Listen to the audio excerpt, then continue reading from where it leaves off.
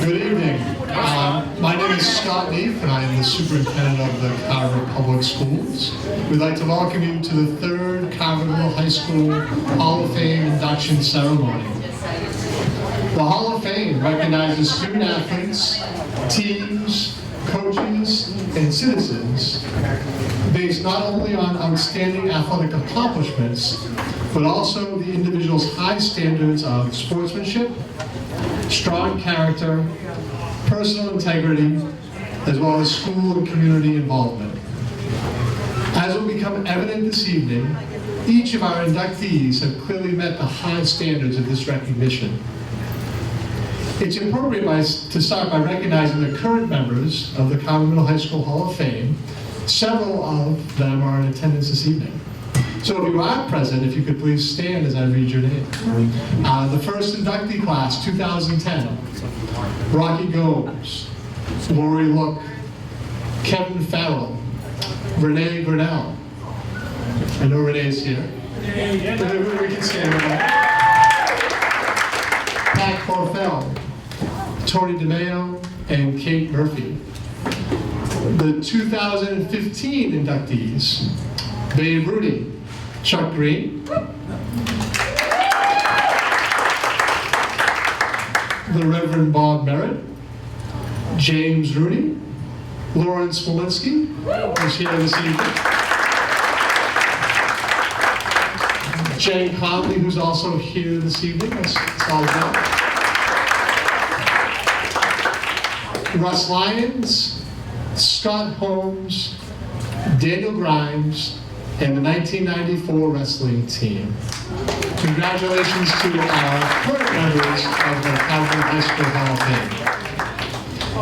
Fame. This evening, we will recognize a group of athletes who defined the early years of Carver Middle High School. Through their individual and collective efforts, they established the meaning of Crusader pride and have set the stage for all those who've come after them. They laid the foundation for the Carver Middle High School athletic programs through their sportsmanship, character, and accomplishments. Congratulations to each of our inductees. I know we're going to have a great evening celebrating their careers and their contributions to the Carver community. At this time, we're actually going to have dinner first. So the serving lines are open and available at this time. And there's two serving lines. One is in the hallway and one is outside. And based on the size of our group, we're actually going to invite people to go up at their leisure for dinner.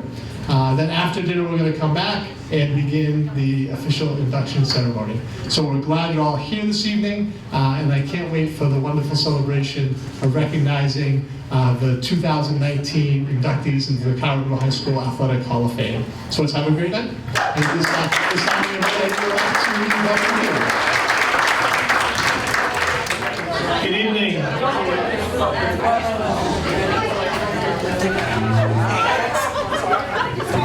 My name is Michael Schultz, and I have been the athletic director at Carver Middle High School for the last 14 years.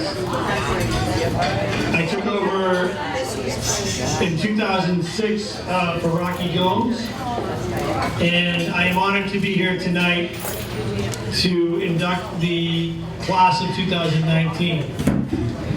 The way this works is fairly simple. We have 8 total inductions. We have presenters for each person, and we will call up the presenter, and each person has a little something they want to say about the person being inducted, and then we'll have an opportunity to take some photos, and we'll just continue through the evening program.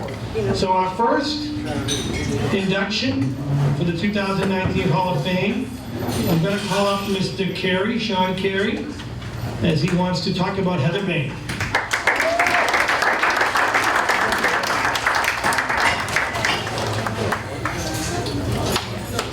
Good evening, folks. As Michael said, my name is Sean Carey. I have been at Carver High School for 24 years, and I'm a middle school and a high school phys ed teacher. I've been coaching the track team for the entire time I've been here, and in the last 5 years, I believe, that we've had winter track, which is nice. I used to be the boys' soccer coach as well. I just want to say that, as Michael said, I'm honored to be here with all these Hall of Fame inductees. You all should be proud of yourselves. You've all brought so much to these athletic teams over the years, and I personally thank you for that, even though a lot of you I don't know. Okay, Heather Bay. First of all, before I say anything about Heather, I just want to say thank you to her mom and dad. They were always there, so helpful in so many different ways, not only with the track and field team, but just generally around the school. And I'd like for you two to put your hands up if you don't mind. I'm embarrassed. Paul and Shannon. Okay, Heather was a three-sport captain, cross-country, basketball, and track and field. She was an excellent student as well, which is even more important. In cross-country, she led the team to its first league title in 1996. And in basketball, I went to a few of her games. She played the guard position, and she was really, as you can imagine, quick all over the court, and just a really tenacious defender all over the place. And she was a joy to watch out there. In track and field, that's where Heather.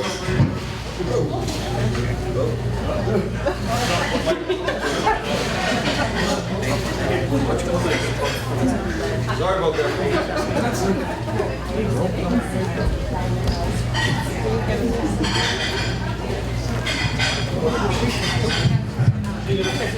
I'm good. I'm back. Wow. I only had one beer, I promise you. In track and field, that was where Heather really shined. All the opposing coaches, boy, they were glad to see her go, and because she was just that good. My friend George Rose told me he was Heather's coach prior to me. He said that, boy, you're going to love this girl, and he wasn't kidding. Heather excelled in every single event that we put her in, and believe me, we put her in just about everything. There wasn't an event that she couldn't do. She would have dominated. Now we're in the state, we're doing this pentathlon and heptathlon competitions where they do multi-events, and we call them multi-athletes. And Heather that's her. That was Heather. She would have placed in the state easily in both these events. Heather held several school records. Over the years, most of them have vanished. This year, her 4x100 meter team relay, sorry Heather, I got broken. And but Heather in 1998 with Holly Leonard, Tiffany Doval, and Bryn Madden, they were a great foursome. And Heather, your 4x8 still holds with you, Stephanie Yule, Robin Medeiros, and Robin Leiden. And so it would be weird not to see your name up on that record board. It really would. But after Carver High School, Heather went off to Holy Cross to run track and field and had a great career there. And we were all very proud of her. Just a complete class act, in person all the way. I can't say. I just want to say I'm so proud of you, Heather. Thank you.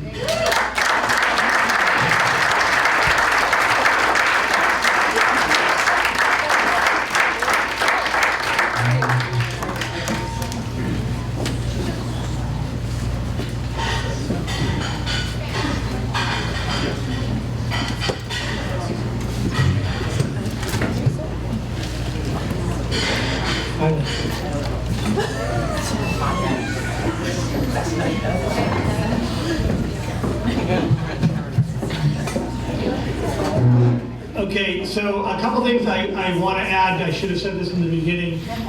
We have a plaque that is in our lobby in the middle high school.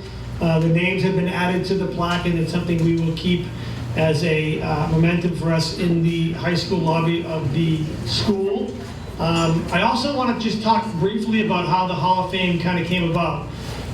In 2010, we started our first induction into the Hall of Fame, and it was something that the Booster Club and I thought we needed to start to recognize the student athletes that have done tremendous things over the last, since the start of the school. So we did start the Hall of Fame in 2010. We've had a 2010 induction, a 2015 induction, and now we're into 2019. Our goal is to try to do this every 2 to 3 years and to keep the sort of the history of the school, the history of athletics alive and well. So I'm excited that this has been going on. It's our third induction, and we plan to do something in 2 years to continue on. I'm going to make sure Mr. Carey does not fall over as we go on to Mr. Houston. Chris Houston is our next inductee, and Mr. Carey is going to speak on his behalf. He is not here tonight, but we do have some kind words for him.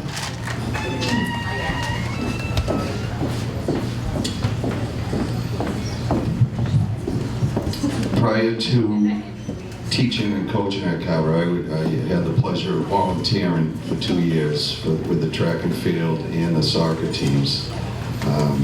And I just remember the first day I went out on the soccer field, and within about a minute I said to the head coach, Rob Horn at the time, I said, "Who is this kid?" And he said, "Yeah, he is fast." And I think, sounds a little corny, but it was absolutely beautiful to watch him run. And I think that's, with being a track coach, I guess it's one of those things you have to, you don't know what I'm really talking about, but he really was, he floated along the field and on the track. I had the pleasure of being Chris's head coach for 1 year on the soccer team. And the league at the time was absolutely loaded with talent, Situate, Norton, Norwell, Hanover, Cohasset, just to name a few, but it was tough out there. And we didn't have a feeder system at the time. All these other towns did, so it wasn't easy. We certainly took our lumps. I remember the first game, Chris, and we went up to Hanover, we lost 12-0. And it was a tough bus ride home, but with Chris's leadership and the rest of his teammates, they never gave up, and boy did we battle and grind, and from first day to last day we improved tremendously, and I attribute a lot to Chris's leadership on that. In track and field, that's where he did it, and that was his sport. He was a sprinter and a jumper for us. He was a 2-time state class champion in '95 and '96. He still holds the record for the school in the 100 meter and the 200 meter. And he also was the anchor for the 4x4, and he ran an incredible leg. And if you can imagine, it's a 400 meter track. You get the baton, and if you were within 70 meters of him, he was going to get you. And everybody just held their breath when he got that baton. It was something to watch. In the 200 meter, he got second in the state behind this kid from Cambridge, Brinjan Latin, and this kid was one of the fastest kids in the country. And Chris, those two went at it, but he was just a little quicker than Chris. And when they went to the New Englands, Chris was always they were 1-2, 1-2 in all states and New Englands. So he just happened to be matched up those 2 years with this kid who was just unbelievable. In 1996, he's a member of the 4x100 meter relay team that holds a school record. Him, Brian Souza, Jocko Rooney, and Kyle Aldrich. And Chris went off to Wheaton College in Norton with a full scholarship to run track and field. And my only regret is that I only had 1 year to coach Chris. I would have loved to have him on a couple of other teams that I had in soccer for sure. He would have blended in really nice. But here's to Chris Houston.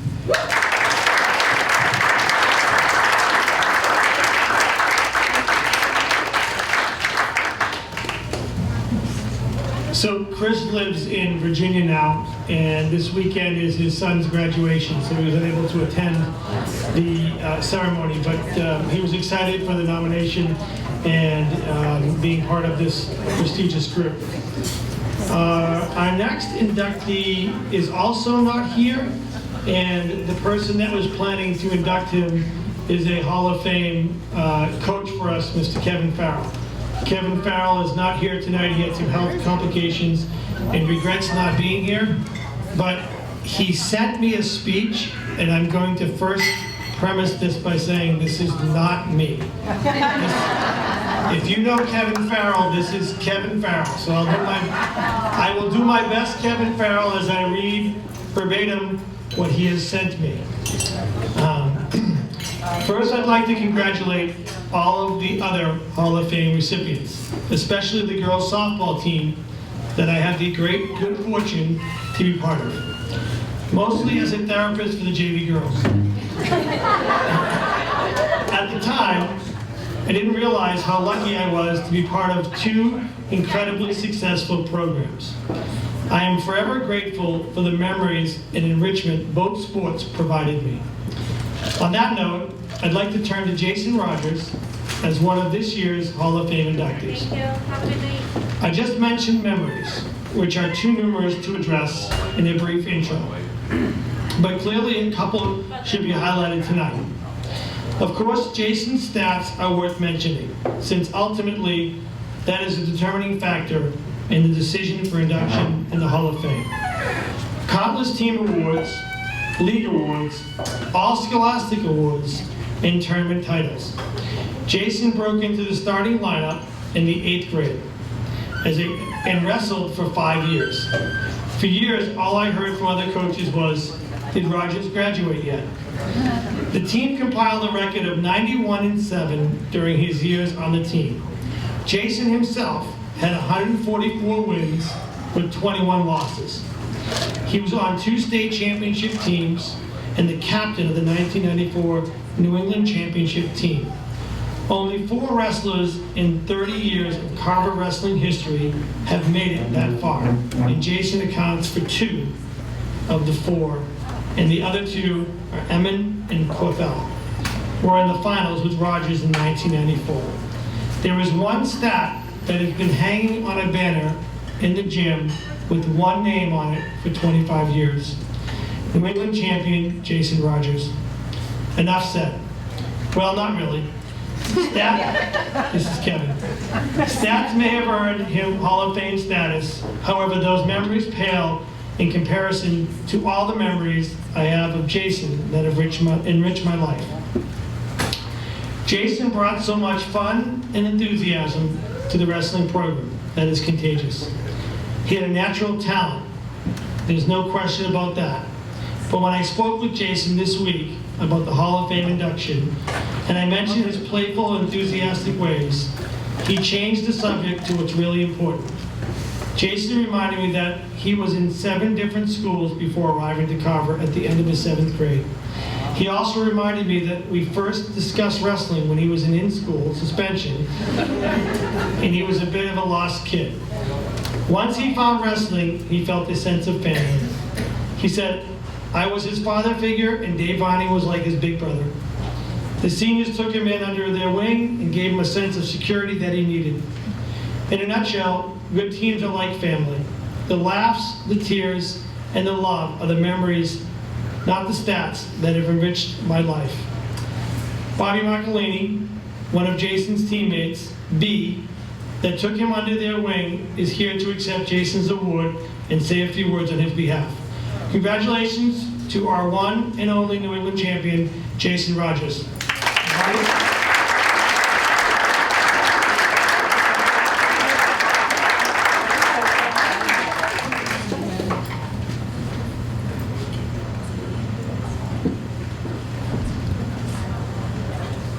Joe for the court.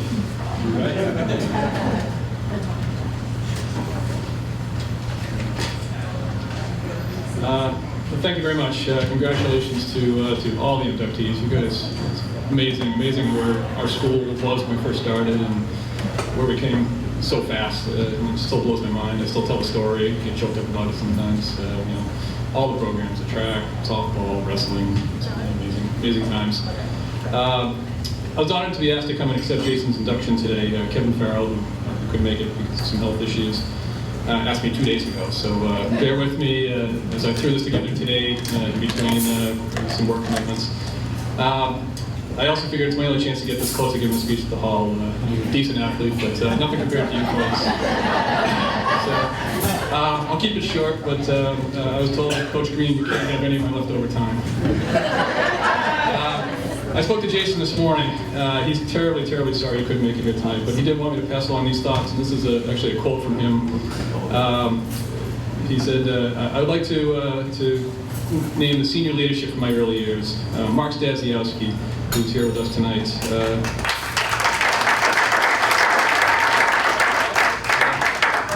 Dan Shore is perennial governor candidate in the state, and Dan Grimes especially.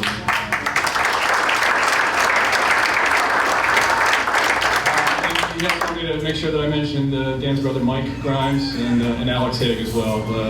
Sort of the founding godfathers of our wrestling program, and just amazing people in their own right. He said, "You guys took me as an 8th grade kid with too much energy and no direction and treated me like one of your peers. It meant a lot to feel accepted. You guys expected me to contribute, and you held me accountable like no other junior or senior on the team. It made me never want to let you guys down." Kevin Farrell and Dave Vining built a great culture of success. The senior leadership developed and executed their plan. Hard work, respect, and accountability. And to make sure that we had a lot of fun along the way. It was like a family. I know that sounds corny, but you were there, me, so you understand. And coming from my background of 7 schools through multiple towns prior, that's exactly what that 13-year-old boy needed. And when it was my turn to be an upperclassman, I hope I acted in the same manner. When I look back and think about those 5 years, that's exactly what comes to mind. After I wrote that down, I was looking at it, and on my way here today, I actually talked to Kevin Farrell for about an hour and a half on the phone, if you can imagine. I literally got through traffic in New Bedford, got home, I walked my dog, I changed my clothes, I brushed my teeth, all while Kevin was still talking. And I'm not joking, this is serious. And actually, I was still talking as I pulled in here.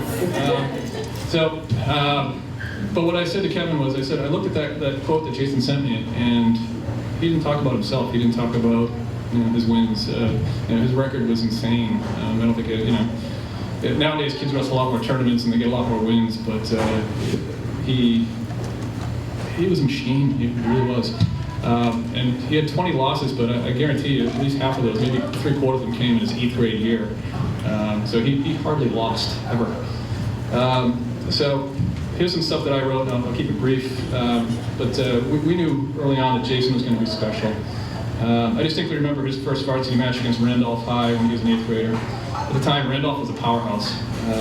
They were a state championship caliber team. They were loaded. We were in our 2nd year as a program, but we were quickly coming on the scene. Jason had been with us literally for 3 weeks. It was our first match of the season. You get about 2 or 3 weeks of practice, and he had won a varsity spot. And before his match, Danny Grimes went up to him, and Danny was ever the cheerleader on our team. He would pump you up. He would use anything he could. He just got you so fired up. You wanted to run through a wall. And so he did that to Jason. And he told the kid that he was about to wrestle was a total scrub. That Jason had to go out and prove himself if he wanted to be part of this team. So Jason goes out the mat, and I turned to Danny because I was up 2 matches later, and I was warming up, and I said, "Danny, you know who that is, right? That's Matt Kagan. He was a state champ last year." Well, Jason goes out and puts the kid on his back. The kid was shocked. I remember, I think I grabbed you, Stan. I was like, "Oh my God!" And Kagan eventually woke up, but the look of horror on his face, this 8th grade kid beating a senior who had been around forever, we knew we had something in Jason. He was going to be special. So Jason went on to become the face of the program in his later years. And as Kevin said, people in the state were forever saying, people come up to me, long after I graduated, like, "That kid's still around? Like, how old is he?" So when you've had as much success as Jason had, it's easy to remember his losses.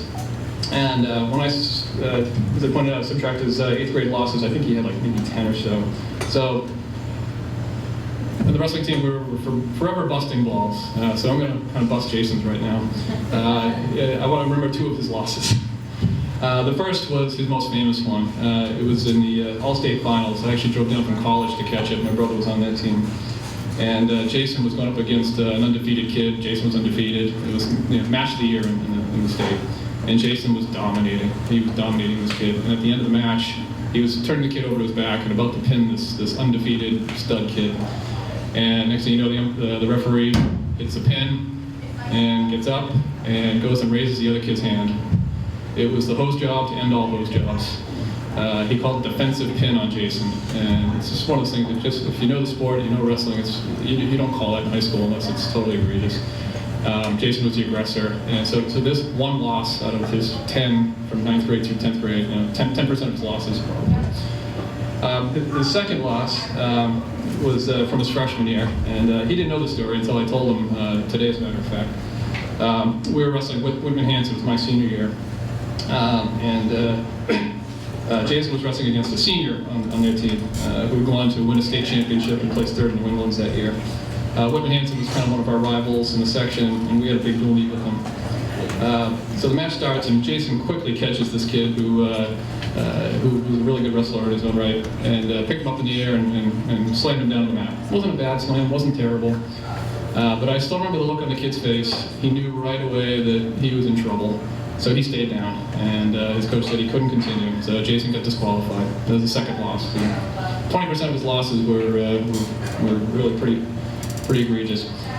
So, as luck would have it, I ended up wrestling on the same college team with this kid 2 years later. And we would spar pretty frequently, and I used to handle him pretty well. But he'd usually say things to me like, "Oh, I hate you, Carver kids, hate you." But one day, he kind of worked up the courage to ask me, he said, "How did you do against Rogers in high school? You wrestled a lot, right?" And I thought about it for a minute, and I looked at him and I said, "You know, I don't think you ever would have scored a point on him. I really don't." So I told Jason that today, and he was pretty excited about it. So this morning, as I prepped a bit for tonight, I called another old friend from my team, Alex Haig, who reminisced about Jason and many of our teammates. I mentioned to Alex as we got talking, I said, "You know, I think we were kind of like paint by number wrestlers." And he was like, "What do you mean by that?" I said, I think we were pretty tough. We got good at mastering the basics. Alex was deadly at double leg takedown. I managed to learn the duck under pretty well. His dad's taught me. And Mike Rhymes, another captain with us, was a fiend at the arm drag. But Jason was an artist. He literally like made up moves. He would grab people and work out, and he was so creative.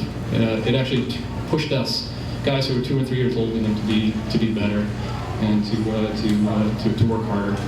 So we had to keep up with him. He was like a puppy.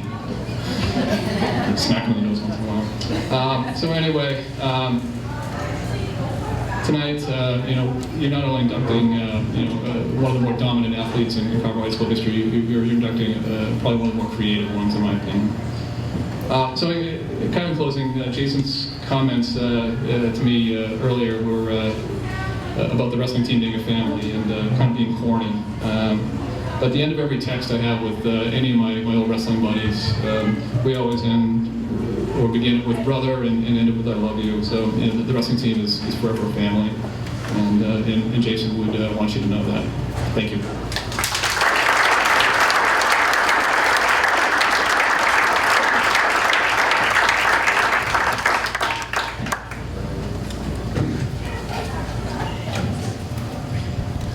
So I don't know if you guys have been in the gym lately, but when I first got the job at Carver, I went into the gym and had the opportunity to look at the banners on the walls, and it's really impressive. And a lot of the people here tonight and people we've inducted in the past are on those banners. And I will say that Jason Rogers still holds the 100-win club record with 144. So pretty impressive. For Jason and a lot of our athletes here tonight. Our next person we're going to induct is Bobby Pazon. Bobby Pazon is, we have multiple inductees, some are here and some aren't. So Peter Murphy has a few words that he added to Mr. Green's speech, but Chuck Green is going to induct Bobby Pazon.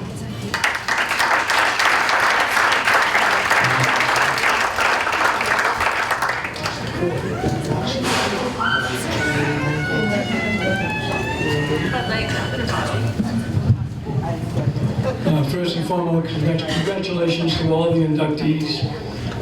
For me personally, it's very enjoyable. I've been here since 1987, so far for every single inductee. our paths have crossed one way or another, whether it be on the ball field, or on the court, or in the classroom. And this year's group is certainly no different. For some, like I said, our paths have crossed more than others. And hopefully it wasn't too painful for you. But regardless of how you guys felt, for me personally, it was an immense privilege and honor to work with all of you, each and every one of you. So I want to thank you as well and congratulate you all for being here tonight. It's a pretty special night. I guess we'd be remiss if we didn't thank the boosters, with Mike Schultz and Phyllis Bowie and Michelle Nickerson, the committee that selected all these people. A tremendous amount of work goes in behind the scenes that we don't see. We all just show up and enjoy a great evening. But from the long and tireless committee meetings to select the individuals that are here tonight, getting out the programs and finding sponsors and planning the meals and the forum, it's quite a task. It's a daunting task, and they do it effortlessly, and they make it seem like it's easy, but you should know that a lot of hard work went by. So I'd like a big round of applause to the boosters for putting on this show.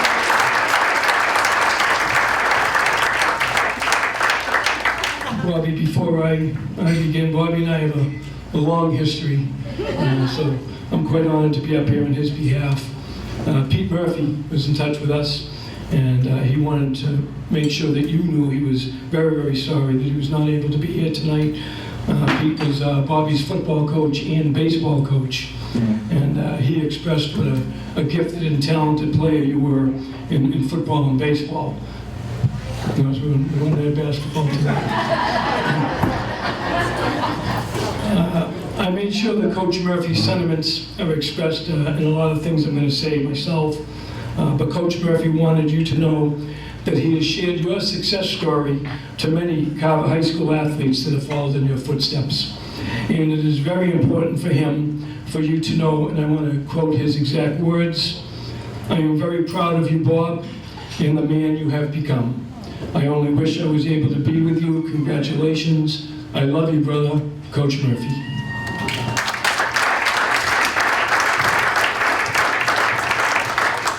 Bobby Payson. When Bobby received notice that he was being inducted into the Carver Athletic Hall of Fame, in his genuine, humble, unassuming, and genuine manner, he called me to question his selection.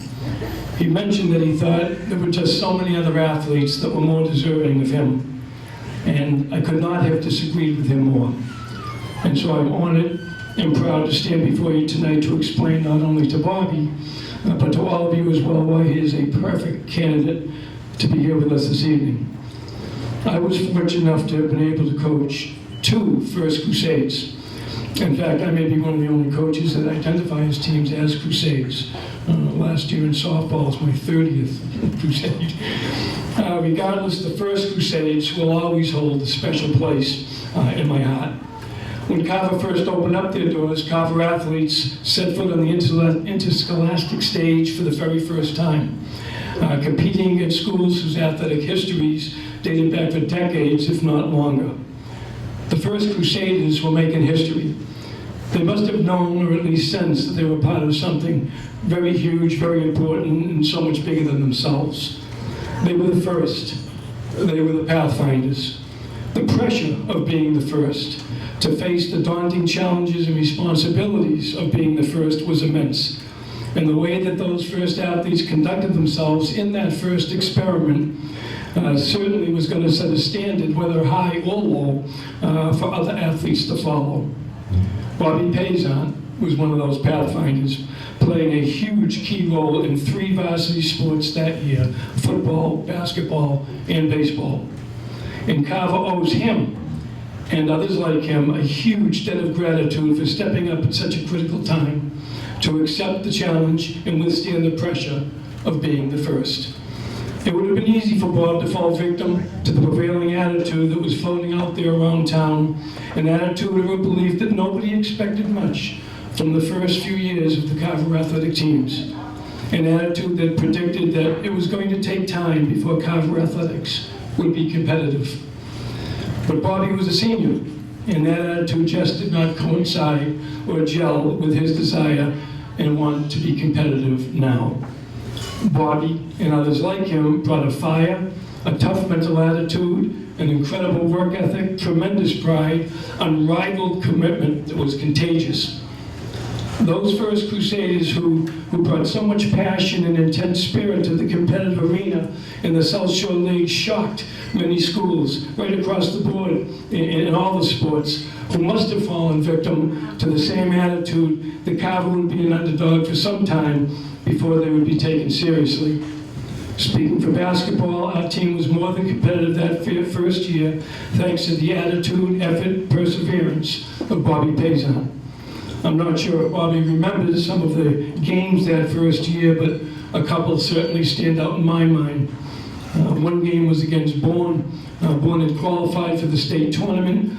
Bourne literally outsized us 5 or 6 inches per man. In fact, they prided themselves on the number of dunks they slammed against their opponents. As the score chart on the gym wall, dunkometer, was displayed. And just like in the Red Sox games, they put the K's up. They would put the number of dunks up, D's for the number of dunks against their opponents. I remember how fired up Bobby got in the locker room, trying to calm him down a little bit, but how he got his teammates fired up as well. And on Bobby's lead, that first Crusader team certainly cut Bourne down to size, taking Bourne to overtime, only to lose in the last second of play. And needless to say, there were no dunks in Bourne that day. And then there was Abington, another tournament-bound team. The Green Wave learned very quickly that Carver High School basketball was for real, as Bobby and his teammates showed courage and the poise of an experienced team, and they defeated Abington in overtime in front of a hostile crowd. And Bobby shut down one of the top scorers in the South Shore League, which he always did. He prided himself on his defense, and he always got the tough defensive assignments. And the last game I'll remind him of is East Bridgewater. 11-1, South Shore League champions, and the first Crusade proved they could compete with anyone that first year in the league. And they almost knocked off East Bridgewater. They lost by a mere 4 points in the final moments of play. But Bobby again led the charge, again as he did so many times, shutting down their top offensive player in the league, who averaged over 18 points a game, holding him to a mere 4 points. And one very interesting note about Bobby, when you consider the passion, the intensity, the pride that Bobby provided our basketball team day in, day out, what is most remarkable is that basketball was not even his best sport. In fact, I think Bobby will agree, he pretty much stunk in basketball. I'm just kidding, Bobby certainly did more than hold his own on the court. But I did find an interesting thing in my archives, which I have many. My 1989 basketball award ceremony speech. I have it all. I was reminded that Bobby Payson was the recipient of the first coach's award I ever gave out to an athlete at Carver High School.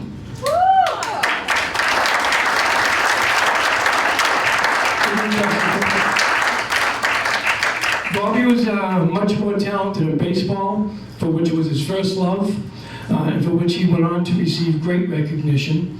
He was a 400 hitter in that first Crusade, which is remarkable when you think of, Carver baseball taken to the field the first time against some of these teams. He was a South Shore League All-Star that first year, and also a Brockton Enterprise All-Scholastic, and like I say, really quite impressive. Academically, in his senior year at Carver, Bobby became a little bit more focused in his academics, and he decided, in fact, that he did want to continue his education after high school. He attended Massasoit Community College, and impressively, not only did he enjoy a very successful baseball career there, he also made the dean's list. And Bobby was rewarded for his academic and athletic efforts in receiving a baseball and academic scholarship to UNH. That deserves a round of applause.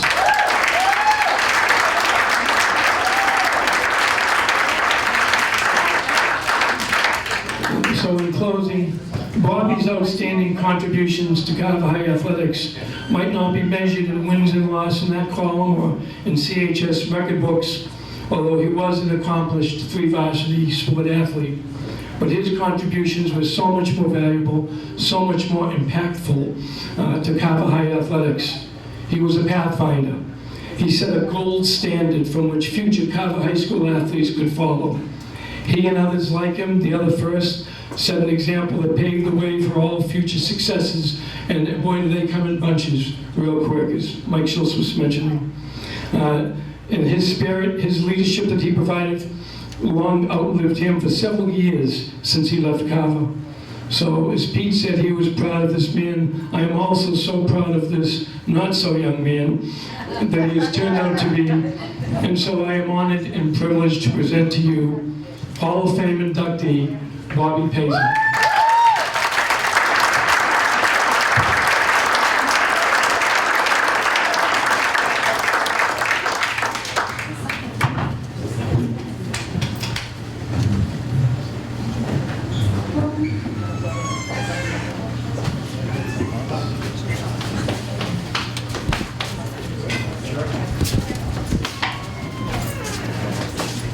We do have a little something else to give Bobby. It's a couple of pictures of the first crusade, pictures of Bobby. He really hasn't changed. Except for his belt size.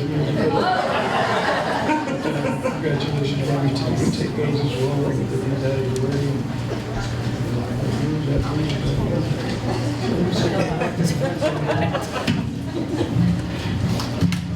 Is that you? I'm way shorter than that. Thank you, Mr. Green. I appreciate that. This isn't my thing, but I'll do my best. I am blessed and honored to be here. I really want to say thank you to those who inducted me. I really appreciate it. I wasn't expecting it, to be quite honest. I was only playing here for 1 year, in '89. First, I'd like to thank my wife and my kids, me and Anthony.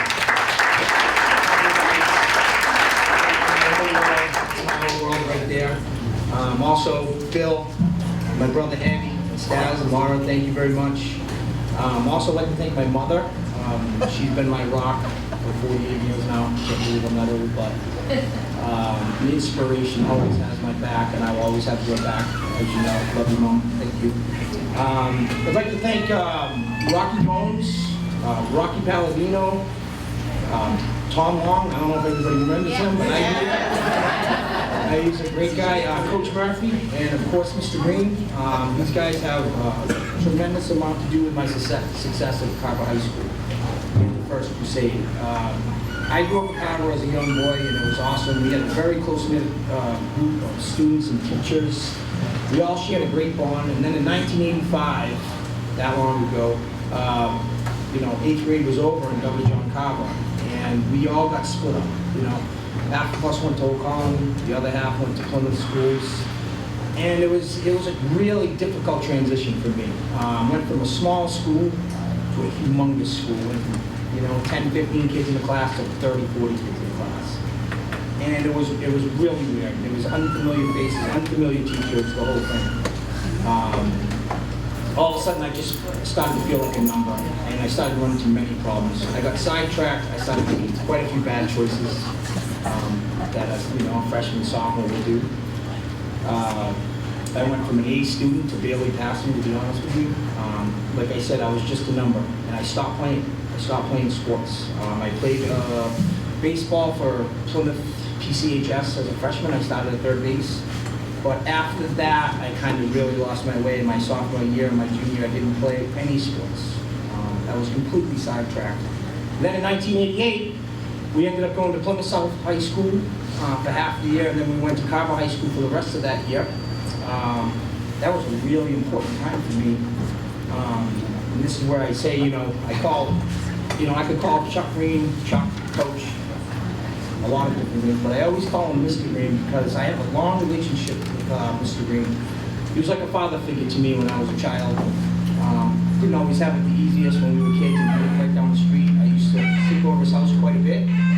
Best friends with Mike and Julie and Erin and Diane. They're like a second family to me. And I want to say thank you, Mr. Green. I really appreciate that.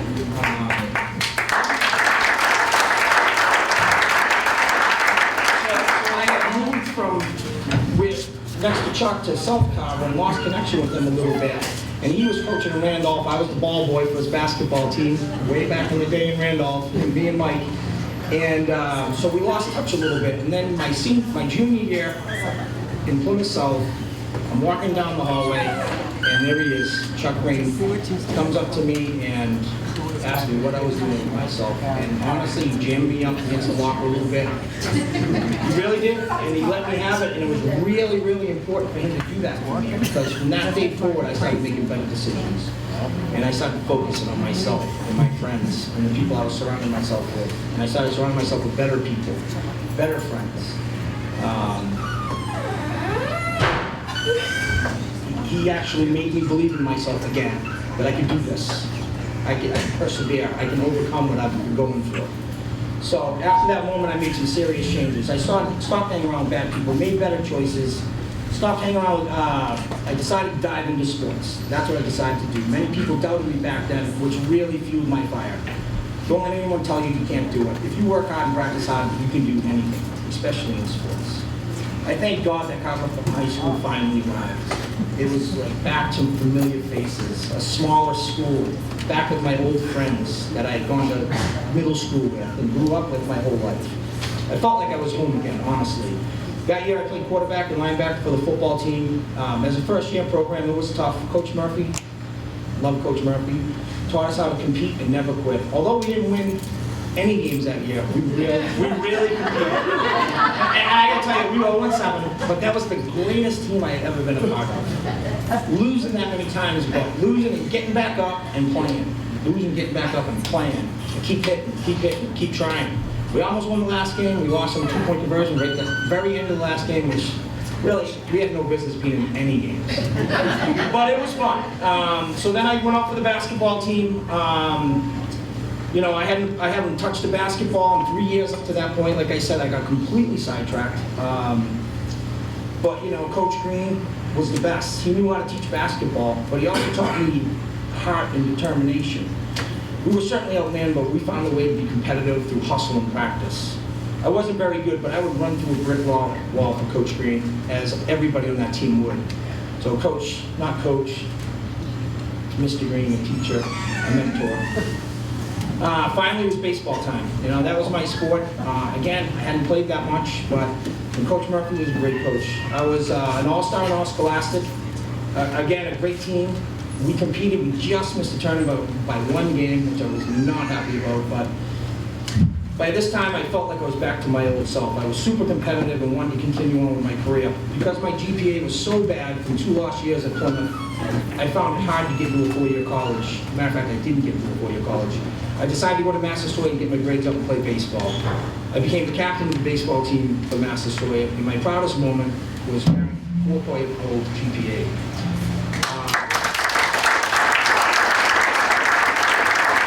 People told me I couldn't get into college and that I would fail and that I couldn't play Division I baseball. I said, oh no, that's not true. So I transferred to UNH and I walked on the baseball team, ended up becoming the captain of that team, and got my last 2 years paid for. Got a scholarship to UNH. I would just love to prove doubters wrong, you know.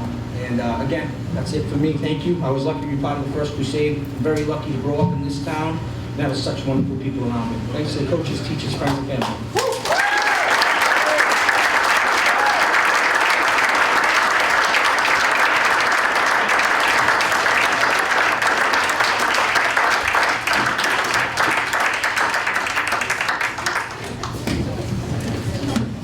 I don't know if Bobby remembers, but I was also a graduate of 1989 from Plymouth North, and I remember Bobby being an excellent athlete. So congratulations, Bobby. Our next inductee to be inducted by Mr. Carey is Heather Bain. Vicky Hood, sorry. Vicky Hood, sorry. I kind of lost track when Mr. Green started talking. So I went to the bathroom, I checked my car, I checked my phone. Hey, that's what this night's about. Sorry to tell you.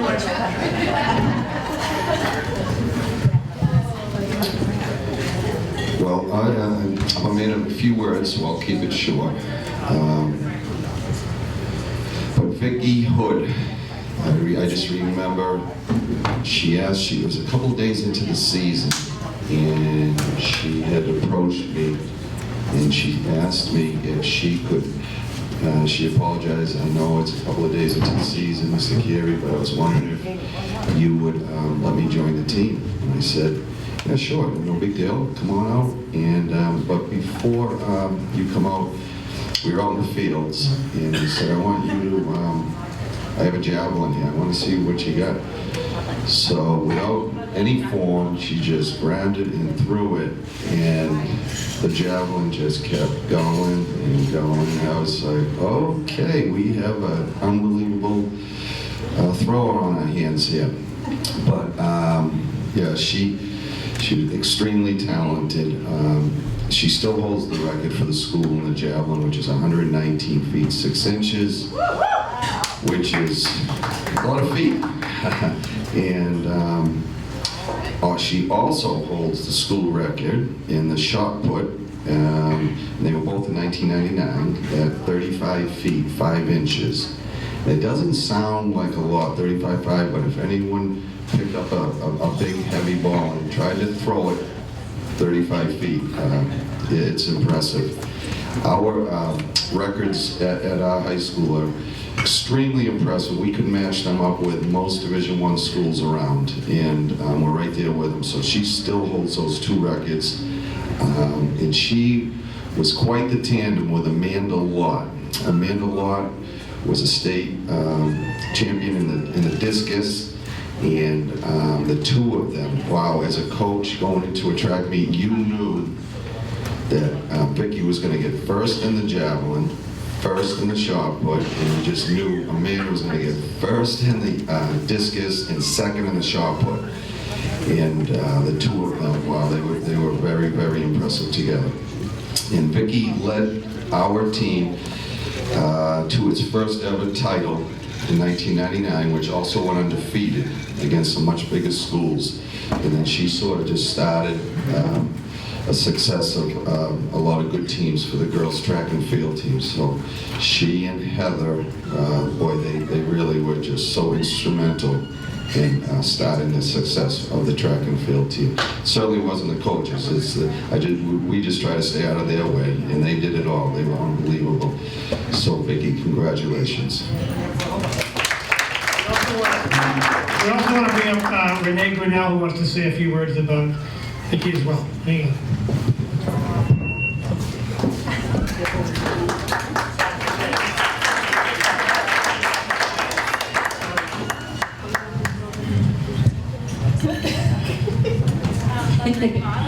Tori. First of all, I'd like to thank the rest of the induction committee, Michelle Nickerson, Phyllis Bowie, the Booster Club, Mike Schultz, and Scott Neat for tonight. I'm honored to be here and excited to be inducting Vicki Hood, or Vicki Tibbetts, into the Carver High School Hall of Fame tonight. It's a great night with so many deserving people being recognized, and congratulations to you all. I first met Vicki when I was coaching the JV team, and she came in to play as a 7th grader. Back then, our school was 7 through 12, so she was on the JV team. She was amazing from the start, and we knew that she was something special.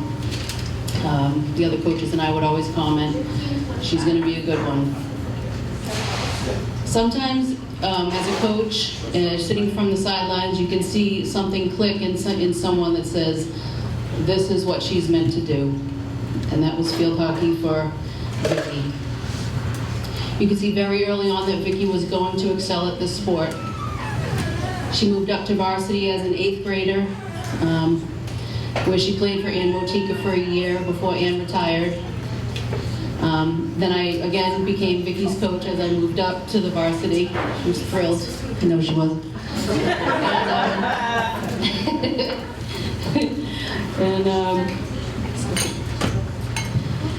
She started off, we had her as a defender, but where she really started to shine was when we put her up as center forward. And from there it was history. Her talents were undeniable as she built up goal after goal, becoming one of the Social League's leading scorers year after year, and always leading our team as the leading scorer. Vicki is also one of Carver High School's all-time leading scorers at our school, and she was also Social League All-Star as a sophomore, junior, and senior. She was also a Patriot Ledger and Brockton Enterprise All-Scholastic her sophomore, junior, and senior years. She also played for the Futures program, and back then there wasn't really much of a club sport atmosphere, but she went the extra mile, and Mom and Dad paid the extra money.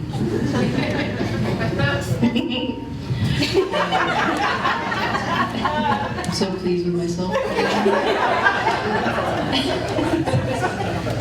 God is letting me do it wrong.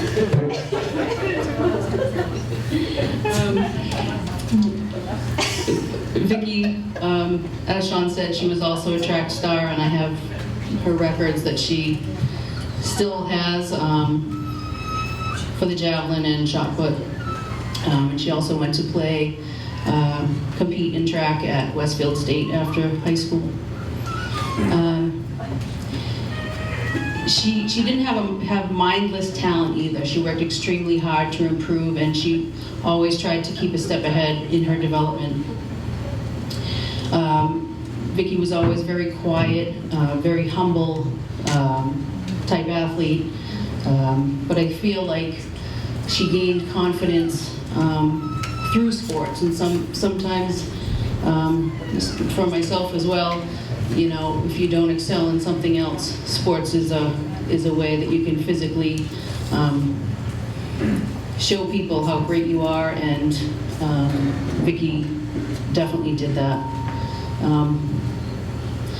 And as always, I feel you gain the best lifelong friends through sports. As we've heard all throughout tonight, their family as well, where they accept you at your lowest and worst days and lift you up and celebrate your wins and accomplishments.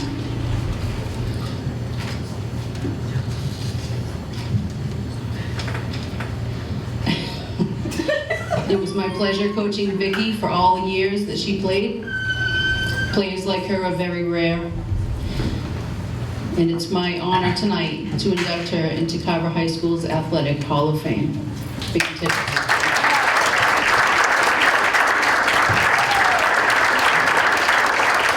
And Vicki also promised that she has a speech prepared. No, she doesn't.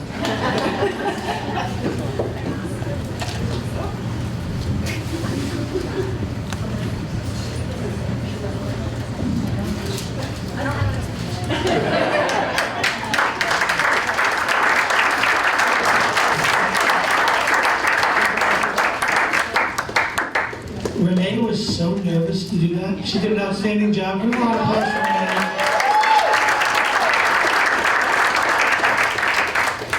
At this time, I'd like to call up Gary Sinke, and he's going to do an induction for his son, Mike.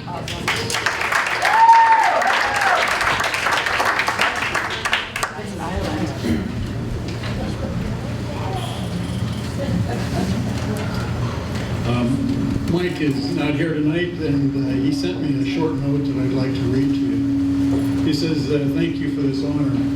I owe a great deal of gratitude to my coaches from early childhood throughout high school.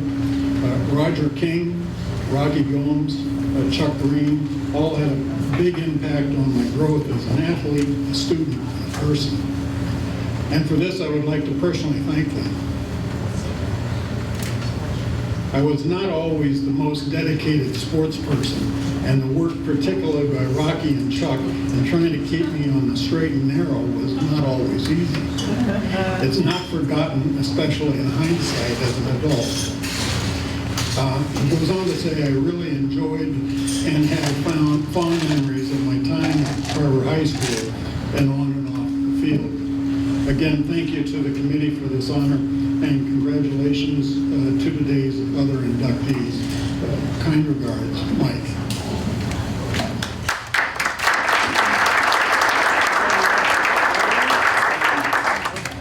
It's an honor for me to accept this award for Mike.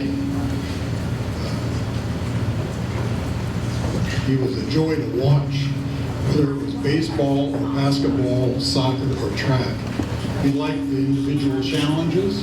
He liked the team aspects of the sport. He loved the personal interactions between his team members and the members of the other teams. Where's Mike today? Well, Mike met young lady Karina Ryan in Hyannis during the summer of 1994. He moved to Ireland in 95 and has lived there ever since. Mike and Karina were married in 2001. They have 3 sons and 1 daughter. They live in Naas, Ireland, which is about 45 minutes west of Dublin in what they call the Kentucky bluegrass horse country. He currently owns 2 companies. He started a commercial electric company, Capital Switchgear, in 2009. And in this past year, he started a residential solar company called Shintaro.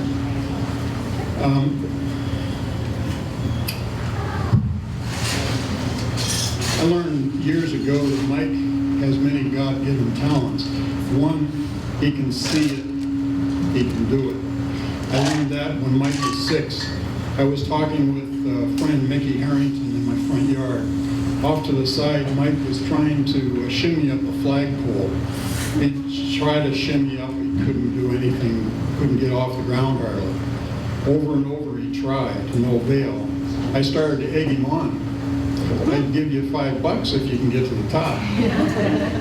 To no avail. So I knew he wasn't going to do it. I got up to $50. And he finally stopped. He says, $50? Are you serious? Really? And he says, yeah, sure. Wait a minute, he says. He scooted next door and brought back Jeremy McDavitt. And Jeremy, he says, go up the pole. So Jeremy goes up the pole, touches the top, comes back down. Mike goes up the pole, touches the top, comes back down. I don't know how much he paid Jeremy, but he did it. Coach Rocky Gomes loaned Mike those Carl Lewis instructional tapes for running and jumping. Mike watched those tapes over and over and over and over. You might say it was a precursor to YouTube. He idolized Carl Lewis. But Mike jumped 45 feet in the triple jump. He jumped 23 feet in the long jump. He was a high jump of 6 feet 4 inches. He ran the 400, the 200, and the 100. And he also ran the 4x100 relay. The 4x100 relay that year was unusual for a small school to have 4 fast players. And I think, in addition to Mike on that relay team, they had Brian Heenan, Joel Finks, and Gabe King. And they ran, their best time was 3 minutes 23 seconds, which was 3rd behind Brockton and Lowell, which is saying a lot, I think. I was, 91? Mike wore long hair when he was 14 or 15. Remember that long hair? Well, Coach Green told him in passing that he would have to cut his hair if he ever wanted to play for me. Well, Mike came home fuming. No one can tell me to cut my hair. But every haircut he got after that was just a little bit shorter. It got short enough. And it's still short today, by the way. Not this short, but it's short. One memorable basketball game I attended, it was attended by a lot of youth league basketball players. And they had heard the rumor that Michael could do a slam dunk. Not bad for a 6'2" kid. Those kids started to chant Mike's name. So I guess Coach Green heard them and let Mike lead the team out for the pregame warm-up. Mike led them out, proceeded to do a slam dunk. It worked. He did the dunk, and the kids kind of went wild.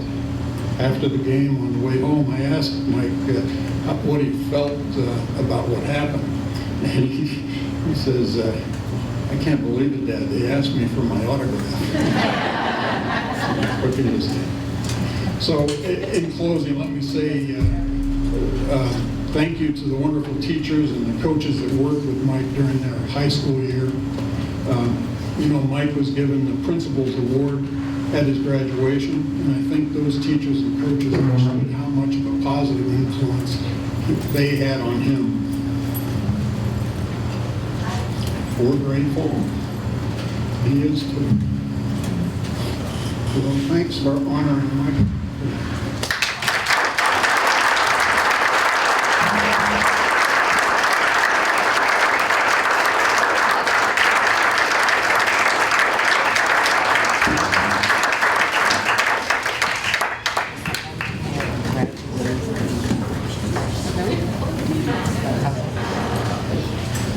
Our next induction member is not here, but I'm going to say a few words on behalf of Jared Helms.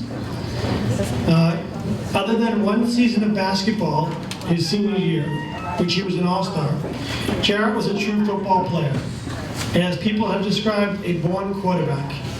Coach Peter Murphy implemented the run-and-shoot offense solely because of Jared's strong arm. He had 44 touchdowns and over 5,000 yards rushing in his career at Carver. He was a Mike Lynch High Five Award recipient after throwing 7 touchdown passes in one game. He was a unanimous Social League All-Star his junior year and senior year, always putting his teammates first. How about a nice round of applause for Jared Holmes.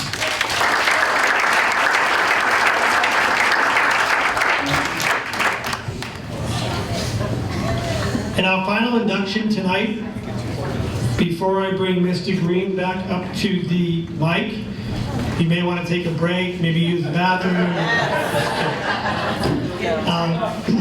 It's not a bad idea. No, I think it's like 8:30, so you're planning for 9:30, I'm guessing. No, but on a serious note, when I first got the job in Carver in 2006, I quickly learned that Chuck Green was a good resource for me. Not only did he have a tremendous amount of resources and information about the athletic department, but he quickly became a mentor for me. I was hired as the Director of Comprehensive Health and Athletics. I came from Silver Lake. I was teaching phys ed and health, and I thought, oh my God, what am I going to do?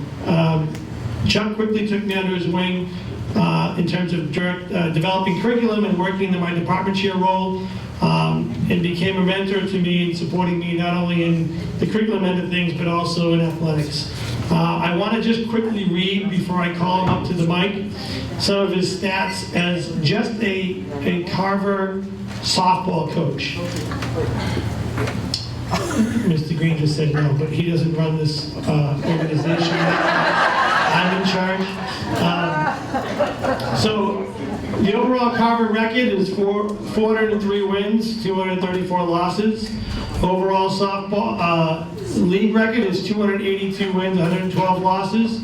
He had 20 winning seasons, 11 league championships, Grand Slam tournament champions in 1995, Crusader Classic tournaments in 2000, state tournament qualifications 20, state tournament record 41-18, South sectional quarterfinalists 7, South sectional finalists 1, South sectional finalists, South sectional championships 4, Eastern Mass championships 3, and 3 Mass state championships. And I should note that he was the first ever state championship in Carver history.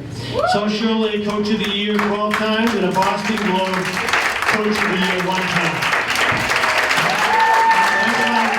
Mr. Green. So, you might as well get comfortable because Coach Green's coming to the mic and you know what that means. Mr. Green, he's going to induct his 1992 softball team.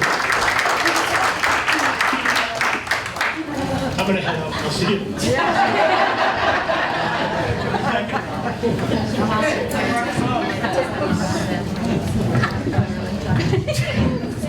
Peace of work you on. You know, I remember even Rocky Gomes, I can hear him in the background. We used to have the award ceremonies in the auditorium, and all the sports teams would come, and it was amazing how every team would get up and coach would talk, and boy, those nights lasted forever. And certainly I didn't help the situation when it was my turn, but one thing we always talked about was by the end of the night, the team that went last, a lot of the teams came, got their awards, and slowly started doing the moonwalk out the door. And by the time you got to the last team, you had like 6 people out there.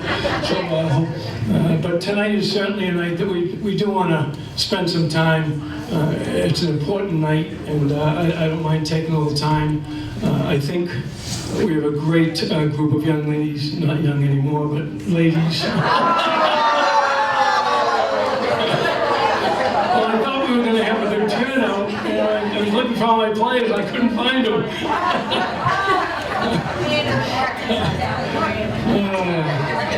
Well, before I begin to speak about our incredible team, and I realize that tonight is a huge celebratory evening,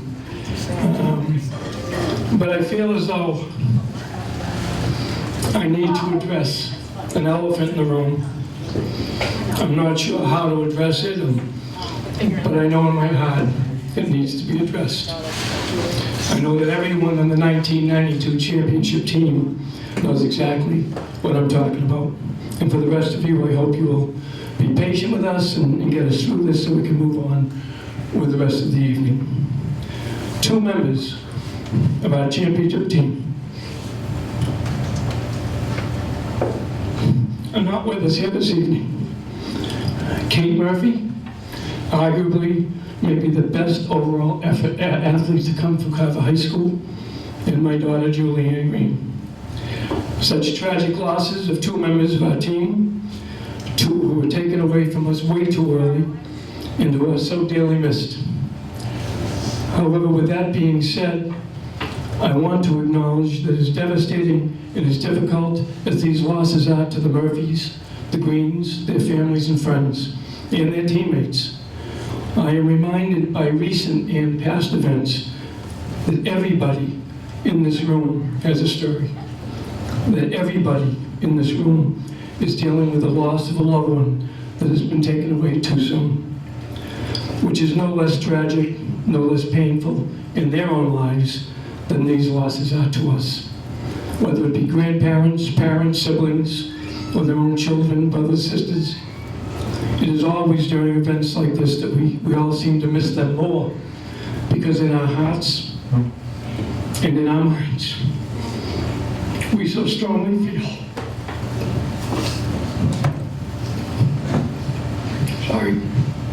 that they are just supposed to be here.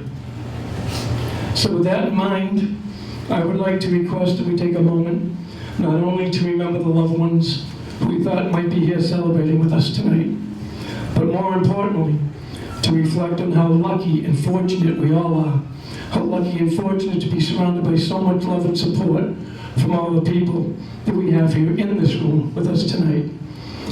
So please, if we could just pause for a moment of reflection.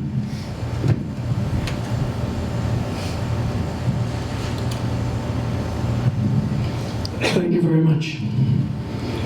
Okay, on that happy note, I want to recognize and thank my assistants. First and foremost, I want to give a special thank you to my good friend, very instrumental in not only his role as my assistant coach, but who also provided great support for me and my family during a difficult time. He started the softball program with me in '89, the first Crusade, another Pathfinder. Also, we started the SAD program at Carver High School, and we know the great success he had with the wrestling program as well. He was an immense intangible that certainly contributed greatly to the success of not only this team, but the entire program as well. And he was very sad that he was not able to be here tonight. Kevin Farrell.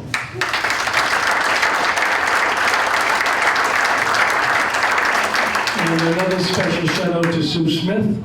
Sue also helped to jumpstart the program. She coached the 7th and 8th grade team in 1989. So she was another Pathfinder. Thank you, Sue Smith. Before I start talking about our team, another special thanks to one of our volunteer assistants, John Grinnell. The work that he did with not only Renee and the great job that she did, and Lauren Smolinski as well, was certainly a huge, significant contributing factor to our early successes. So thank you, John Grinnell.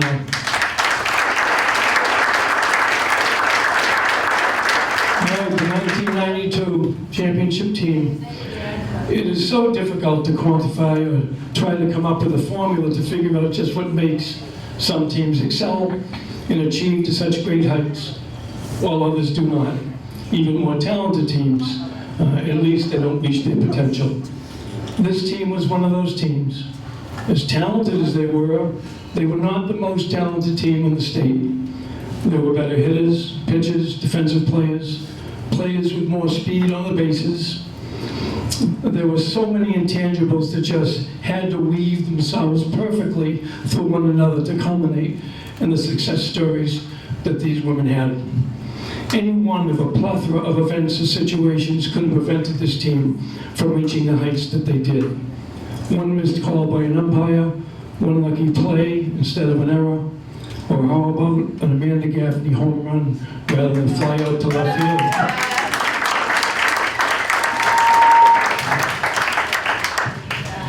Winning a state title takes so much more than talent.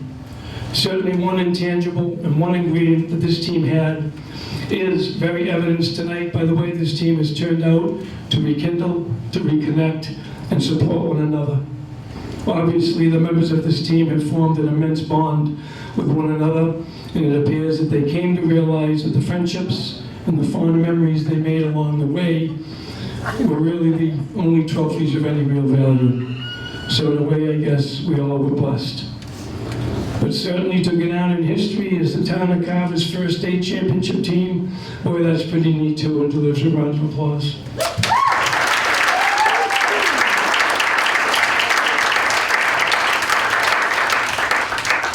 Aside from some of the luck and good fortune that we experienced, we also know as athletes and coaches that good teams make their own breaks. And good teams find ways to do whatever they need to do to be successful. And this team did exactly that. This team demonstrated resilience, perseverance to overcome obstacles which allowed them to break through the barrier to the success that they reached. And I can assure you, no team in the state worked harder day in or day out than this team. Their commitment and dedication to each other and the sport is unrivaled. It's funny because they were such an eclectic group. From fledgling 8th graders like Jill Eamond and Jen Connolly, to our senior captains Lauren Smolinski and Melissa Johnson, who provided experience and strong leadership. Lauren and Melissa, members of the 1989 First Crusade, also like Bobby, pathfinders. They demonstrated a level of pride that fostered team spirit and competitiveness that not only inspired the younger athletes, but also brought out the best in everyone else as well. And it wasn't just the captains. Each of the individuals on this team brought their own unique personality, their own unique style, personal characteristics and traits that collectively translated into unbelievable and great team chemistry. A chemistry that united them in their efforts to achieve common goals. And probably the most important characteristic they brought to the table was, without question, they always had each other's backs. And there's no question that this team was immensely talented. As we look at the stats, which I will point out in a bit, not only from this year, but from any of their previous or subsequent years in their careers, this group amassed such an impressive list of accomplishments and records that will be difficult to even challenge in the future, let alone break. Some of the athletes have already been inducted into the Hall of Fame: Kate Murphy, Lauren Smolinski, Jen Connolly. Others in this room tonight undoubtedly will be in the future. Now, when you have such a talented group of athletes like this, and sometimes being a coach means that you just have to be smart enough to stay out of their way and try not to screw things up. Many of these athletes were talented long before I got a hold of them, so it would be ridiculous to take credit for not only their level of skill, but their enthusiasm, their desire, their work ethic, their commitment, their discipline. I I was just very fortunate to be in the right place at the right time to ride on their wave. And hell, even Kevin Farrell would have won a state championship with these guys.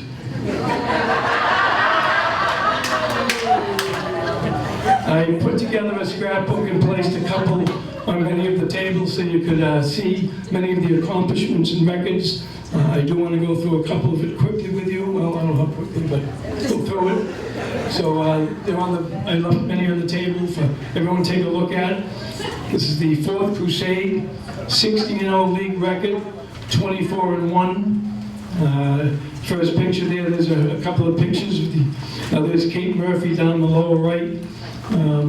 Obviously that's not the uniform that we wore in our first state championship. I didn't have a good picture of Kate with that first uniform, but Kate played on 3 state championship teams, as many of the individuals in this room did. So that, like I said, it wasn't just this year. They went on to amass incredible records even after this year. There's my Bugsy in the top right-hand corner, left-hand corner. Actually, if you look at that book there, I was explaining to Scott Neef when I was going through the stats. Diane, can you see if the book's right over there in the box? Can you bring that up for me, please? Diane, everybody.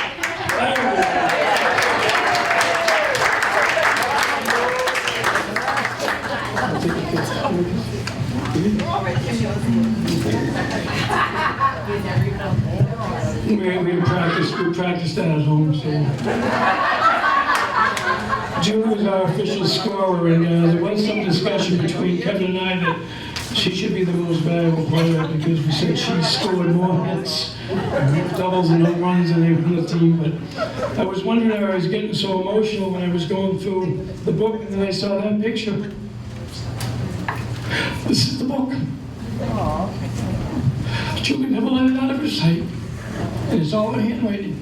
And that's why I realized I was going through it and going, well, you know, it's so emotional for me. But if anyone wants to see this book, this is, like I said, Julie was a statistician. All of the stats that you see in the program I put out were all done by her. She used to call the papers and call the stats in, and she knew what she was doing. This wasn't like some high school kid just, you know, hit and whatever. She knew how to officially keep score and did an outstanding job for us.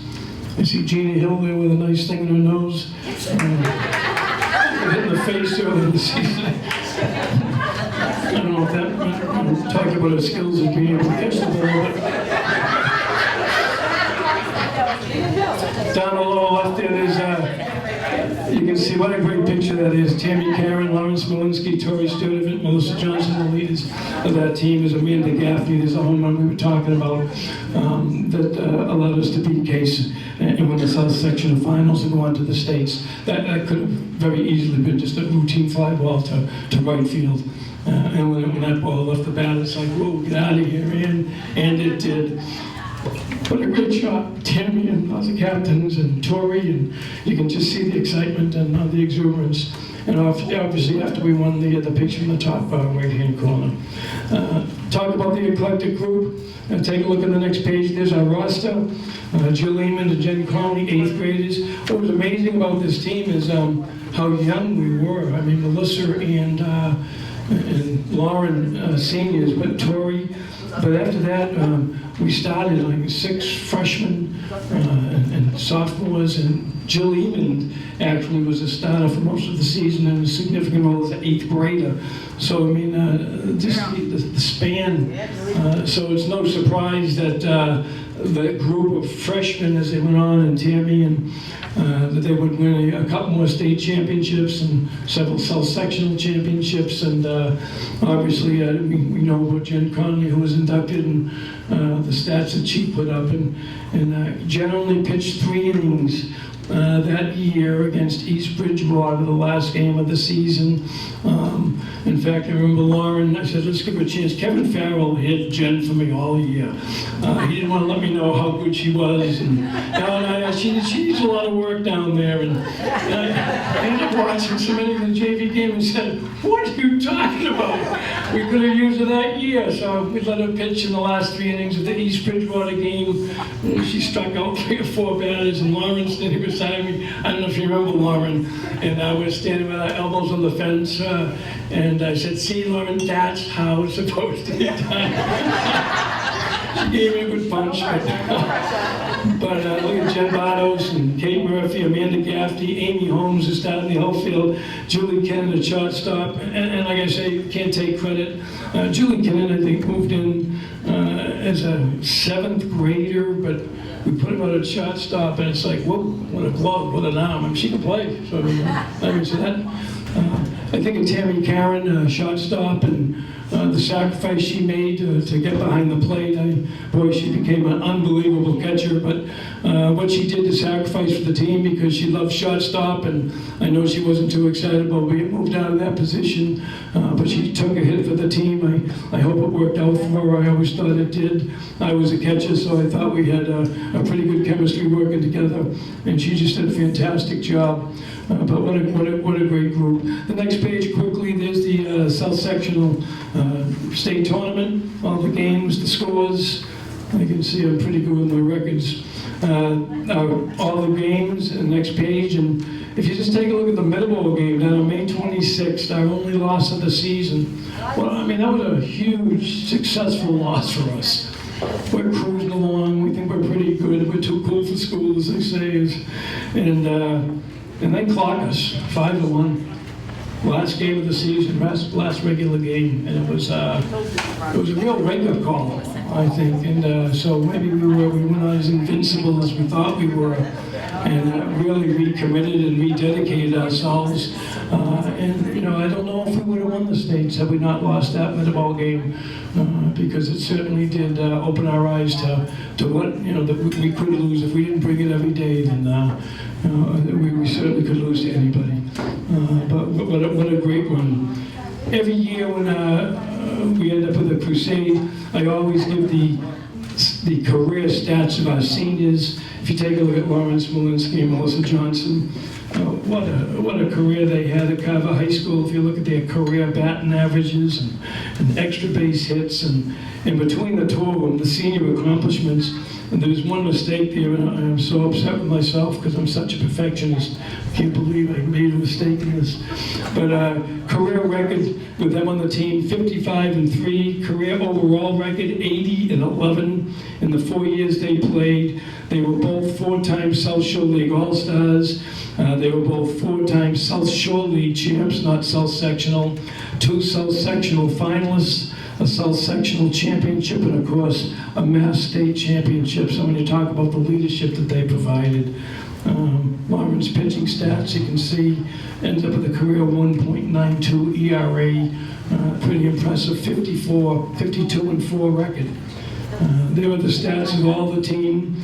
Look at the Tammy Karen, 5'10", Melissa Johnson, 5'30", Tori Sturtevant led the team with RBIs, 512. If you go down the bottom, Carver and opponents, our batting average was a 413 that year to our opponents 111. Look at the RBIs, 267-26. Like I said, the records that this team amassed is just blows everyone away. Look at the extra base hits in the final column there, 101 extra base hits to 14. Just pretty impressive. More importantly, if we go to the career stats, the softball team records, when you talk about 1992. Career high school softball team records. Look at all the 1992s. 1, 2, 3, 4, 5, 6, 7, 8, 9 team career records that this team set that is still held today. And I can't foresee in the near future, if ever, that some of these records will be broken or even reached. If you look at the at-bats and runs scored and the team batting average, stolen bases, 1992, wow. And I think you can understand why this team certainly was well-deserved of being inducted into the Hall of Fame. And if you look at the individual season records, you'll see the names. It wasn't always in 1992, but a lot of the members in this room, Tammy Karen, Melissa Johnson, Kate Murphy, Tammy Karen, Lawrence Malinsky, Kate Murphy, Jill Eamon, Kate Murphy again, Jen Conley, Jill Eamon again. So the individual records that they hold, that they still hold, whether it was in 1992 or in one of the subsequent years. It just shows the unbelievable talents that we had. And if you look at the last page, I'm concerned about the individual. And if you just look at Kate Murphy, when I say arguably the best athletes that come out of Carver High School, 1, 2, 3, 4, 5, 6, 7, 8, 9, 10. 10 records Kate Murphy still holds at Carver High School.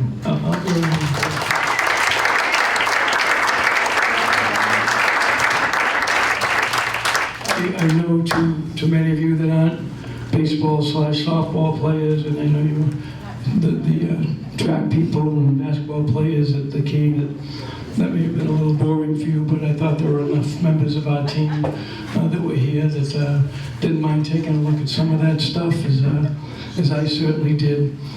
So as you can see, this is quite an incredibly talented, gifted, deserving, and special collection of athletes that we're recognizing and celebrating tonight.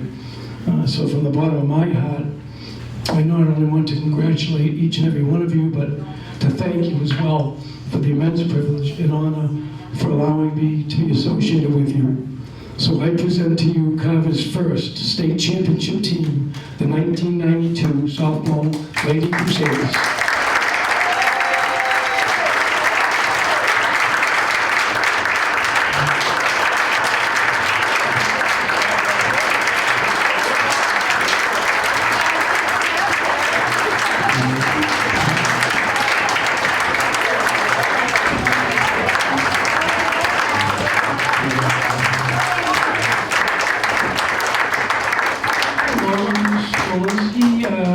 Senior captain, Melissa Johnson was not able to be here, but as the senior captain, she did want to say a few words before we call up the individual players for their awards. It's so my fault. I promise to be quick.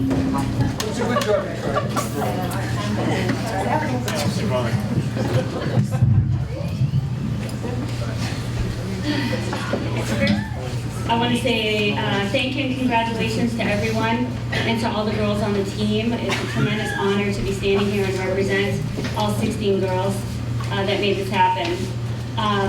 When I found out about this award, I immediately went into panic mode. I have the worst memory. I forget names and details. I had to ask my dad what team we even beat to win the state championship. But I've never forgotten that season, and more specifically that game. I remember the smell of the field that day. I remember being so excited and so nervous that I almost felt sick. I remember seeing all of our parents sitting in the grandstand and thinking we aren't in Kansas anymore. 4 years of dedication and hard work all came down to one game. We were 2 seniors, 2 juniors, and 12 up-and-comers. My dad says he knew we were going to win when he watched us do our warm-ups. We were just on. The game itself is a blur, but I remember the unbelievable feeling of knowing we were about to win.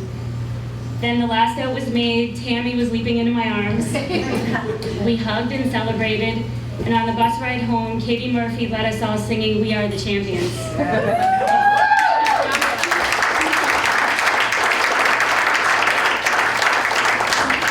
It's truly one of my fondest memories. This team worked harder than any team I've ever played for. Other than Melissa, Tori, and I, none of us had a lot of experience playing with each other at this level. Every position was up for grabs, and we managed to fill them with superstars.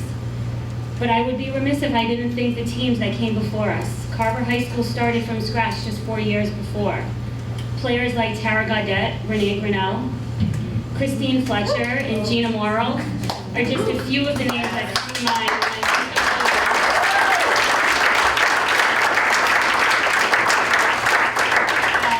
Laid the tracks for us. Without their influence and inspiration, we likely would not have been as successful as we were. We learned hard work and dedication, and that if you really want it, you need to work harder than anyone else to get it. Helping us along the way was a dedicated group of parents and fans, consistently believing in us and pushing us to be our very best. We couldn't have done it without you, and for that we thank you. But none of us would be here today without one man, Mr. Green, like Bobby. I refuse to call him Coach Green or Chuck. He's always Mr. Green to me. He took a job coaching a complete startup team with no idea of what he was getting himself into. He didn't know us, he didn't know if we could even catch and throw, yet he decided to spend all his free time molding a team that we could all be proud of.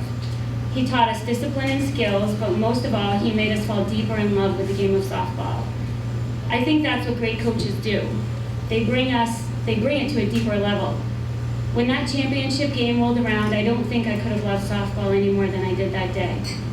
Mr. Green had a way of motivating us, some yelling in fear. But we all wanted to play our best for him. We all wanted to make him proud. He instilled in us values and a deep sense of accomplishment. He taught us to be students of the game. At any given point, we knew the rules better than any umpire. I can't speak for all the girls, but for me, during softball season, I ate, drank, and dreamt about softball. Personally, I don't think I truly understood what Mr. Green and his family were dealing with on a day-to-day basis back then. Coaching's tough. It can be all-consuming, and you spend a lot of time away from your family. And I'm sure Mr. Green's family needed him during those days. You can have him. So I want to say thank you to his family for sharing him with us when you probably needed him most. We were lucky and blessed to have him and Julie with us at every single game. I truly believe they were our biggest cheerleaders. There's a famous quote that I see all the time, but every time I read it, I think of Mr. Green. It says, "A good coach can change a game, but a great coach can change a life." Whomever wrote that must have known Mr. Green. So thank you again, and congratulations.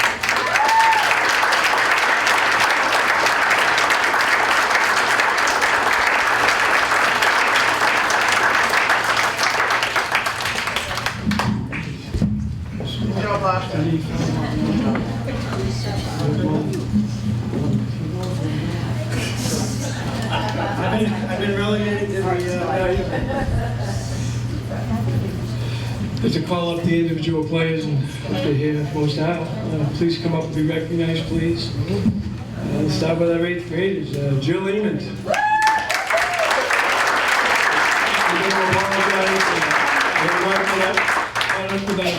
Their married names, I'm referring to them when they played for me, so that's what they're all going to be. Jill Eamon.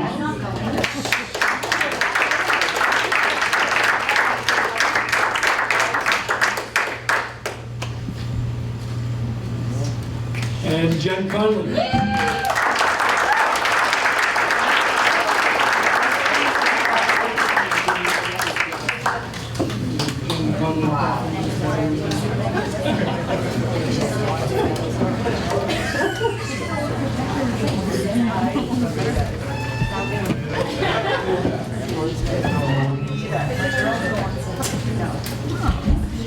Our freshman class, Amanda Gaffney.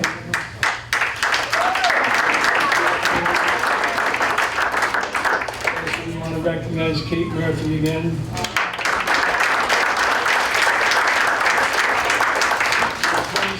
Jen Bartos.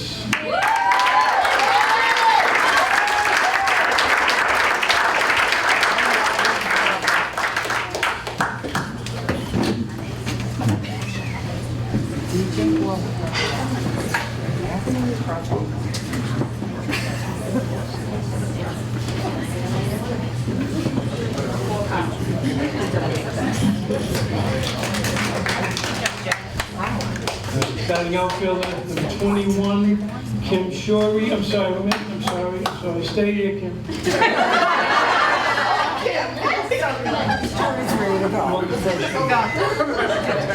Number 25, Julie Kinnan.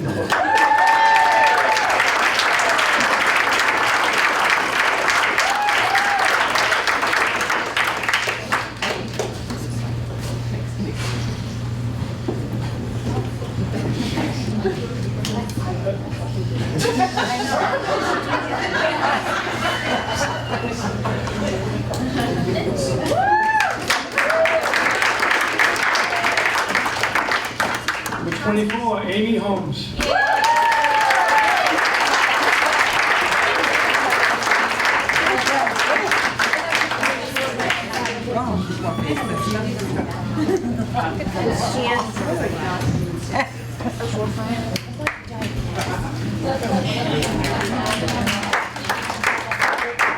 Now we go to the softball. sophomore there. See Jen Libby.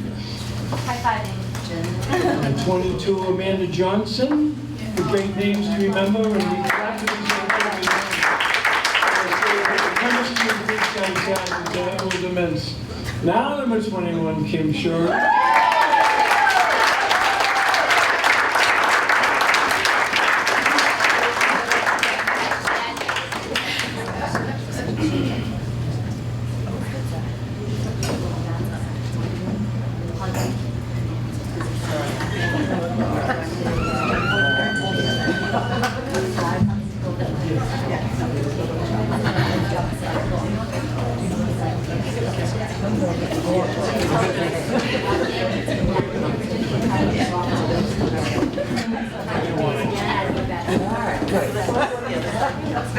Number 20, Jessica Norton.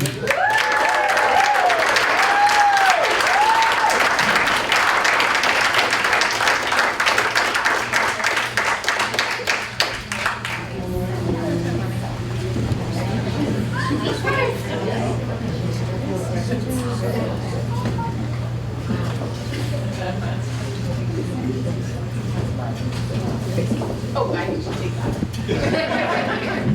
My wife already has me. We got here number 19, Tammy Karen.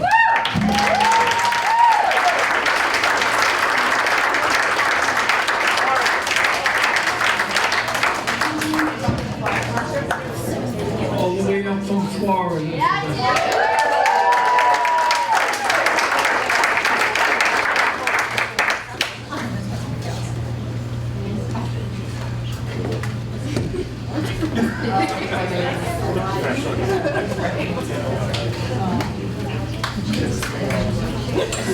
The junior class, Gina Hill, did I say Gina? Gina Hill.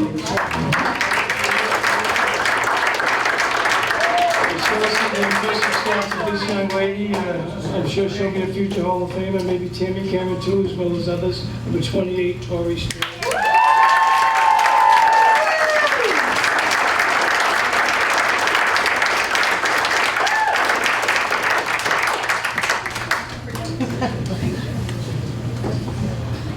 Melissa did contact me. She was very sorry she couldn't be here tonight.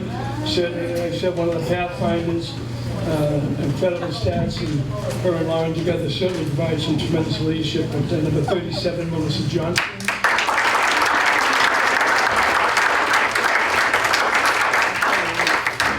Certainly not least, number 29, Lauren Swindle.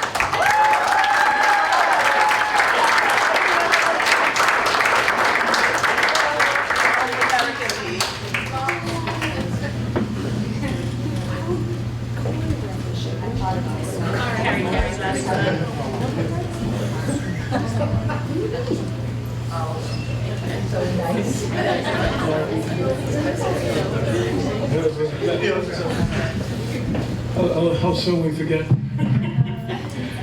Last but not least, I believe the Jackson native, I call him over here, that's Julie is his godmother, and he's going to come up and accept Julie's trophy.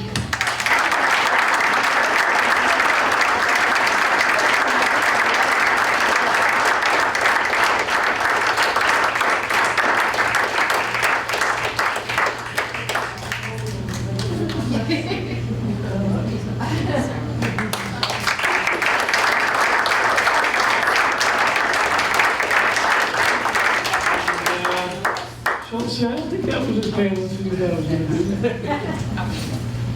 Come on. I need one huge, maybe a standing ovation for these young ladies. The Carver's first state championship team, just like I said, not just in the stats and the record books and what they accomplished, but just what a joy to be surrounded by such special people. So congratulations.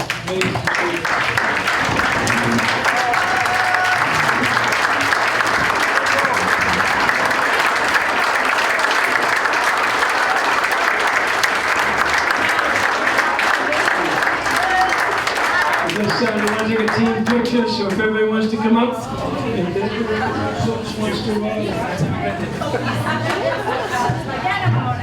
Mr. Green, if you can get out of the way, please.